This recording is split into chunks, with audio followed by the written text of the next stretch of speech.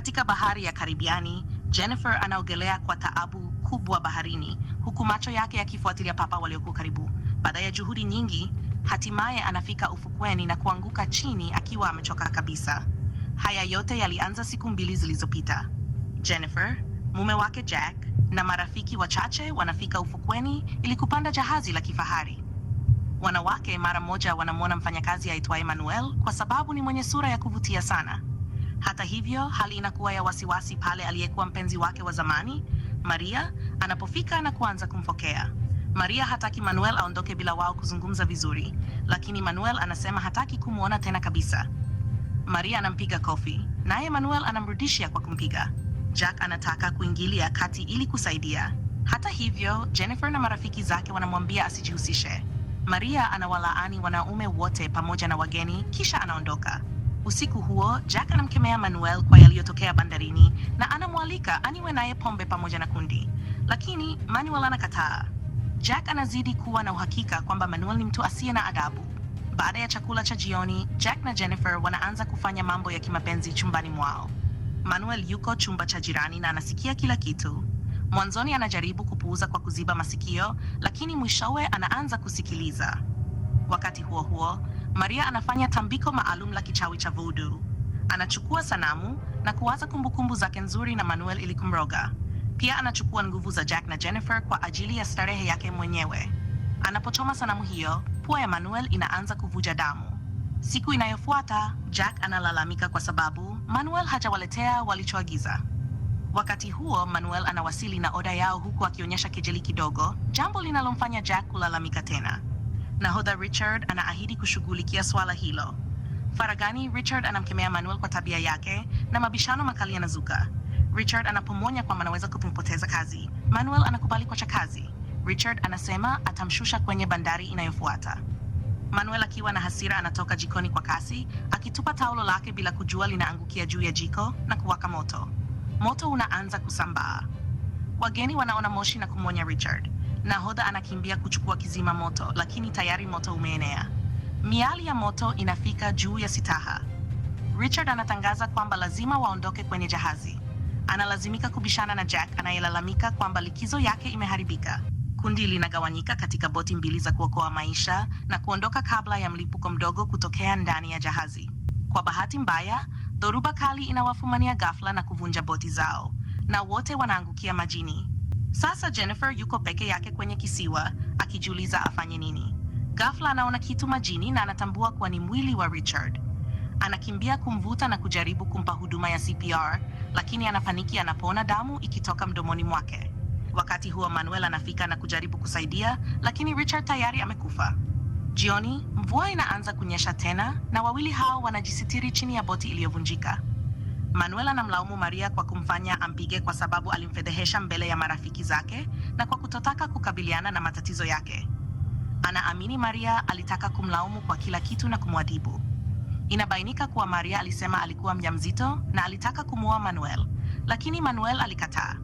Manuel anapomuuliza Jennifer kuhusu maisha yake, anakataa kujibu. Manuel anamwambia ana viwango viwili vya maadili na kwamba hapa kama Jack anajiona bora kuliko wengine kwa sababu ana pesa. Jennifer anakasirika na kumtukana. Manuel anamkumbusha kuwa sababu pekee aliyosalimika hadi sasa ni kwa msaada wake. Jennifer anamwomba angalie kando anapoingia majini, lakini Manuel anakataa na kuanza kusema maneno machafu kuhusu mwili wake, akimwambia hana moyo. Usiku huo, Jennifer anamchokoza. Hata hivyo, asubuhi inayofuata anamwambia hataki tena ugomvi na wanakubaliana kuwa marafiki. Manuel anaogelea hadi kwenye miamba ya baharini, anakwepa papa na anafanikiwa kukamata kaa mkubwa. Anaporudi ufukweni, anashangaa kumkuta Jack akiwa hoi sana kwenye mchanga. Mara moja anampeleka kwa Jennifer na wenzi hao wanaungana kwa furaha. Jack ana majeraha kadhaa, hivyo anahitaji kupumzika. Jennifer anamshukuru Manuel kwa kumwokoa Jack. Manuel anasema karibu asifanye hivyo, kisha anadai alikuwa anatania tu. Jack anapoamka, anawaona Jennifer na Manuel wakicheza majini na anaanza kuwa na mashaka. Wanarudi kambini na Jack anashangaa kuwa na moto. Anadai aliwasha kwa vijiti vichache, lakini Manuel anajua hilo haliwezekani kwa kuni za eneo hilo. Hivyo Jack analazimika kukiri kuwa alikuwa na kiberiti. Jennifer anamwonyesha mapenzi Jack, jambo linalomkera Manuel. Jennifer anapouliza kuhusu marafiki wao, Jack anathibitisha kwa huzuni kuwa hawakunusurika. Jack anamwomba Manuel kisu cha kukatia samaki, lakini Manuel anamtilia shaka na anajikatia mwenyewe. Manuel anapoondoka kuogelea, Jack anamhoji Jennifer kuhusu anachofanya na Manuel.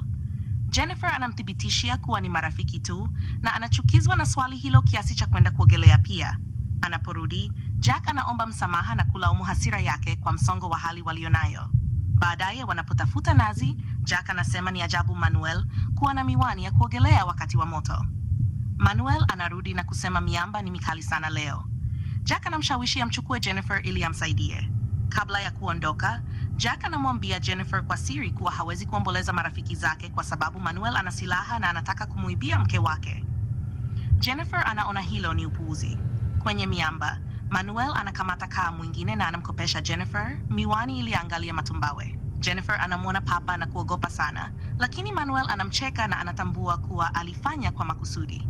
Kwa bahati mbaya, Jennifer anachomwa na jellyfish. Wanaporudi ufukweni, wanagundua Jack hayupo. Jennifer anakula kiumbe mdogo wa baharini na anaanza kukohoa. Manuel ana samaki wengi safi na anamwalika ashare naye, lakini Jennifer anaona ni kumsaliti Jack. Manuel akiwa amechoshwa, anasema Jack anamtesa vibaya Jennifer na anaahidi kutunza siri ikiwa atakula. Anakiri pia kuwa alivutiwa naye tangu mara ya kwanza. Mwishowe njaa inamshinda Jennifer. Anakubali kula samaki na anamshukuru Manuel kwa kumbusu shavuni. Jack akiwa kwenye miamba anapata samaki wadogo kwa tabu kubwa. Anaporudi, Manuel anamwonya kuwa samaki wa njano wana sumu. Jack anaona fimbo yenye kipande cha samaki na anahisi Jennifer amekuwa na Manuel. Jennifer anasema aliiba, lakini Jack haamini. Ugomvi mwingine unakaribia. Jennifer anapendekeza wahame mbali na Manuel, lakini Jack anakataa. Baada ya muda, Jack anakuta moto wao umetoweka na sasa uko kwa Manuel. Anamshitaki Manuel kwa kuiba moto, lakini Manuel anasema cheche ilianguka yenyewe. Jack anazima moto kwa mchanga, ndipo Manuel anampiga, mapigano makali yanazuka. Jennifer anazuia kisu. Jack anamlaumu Manuel kwa kuanzisha moto ili kumchukua Jennifer. Baadaye Jack anayenga kitu kwa siri na anaiba miwani ya Manuel. Manuel anapogundua, anachukua mkuki kumfuata. Jennifer anamzuia, lakini Manuel anamwangusha na kumgusa isivyofaa.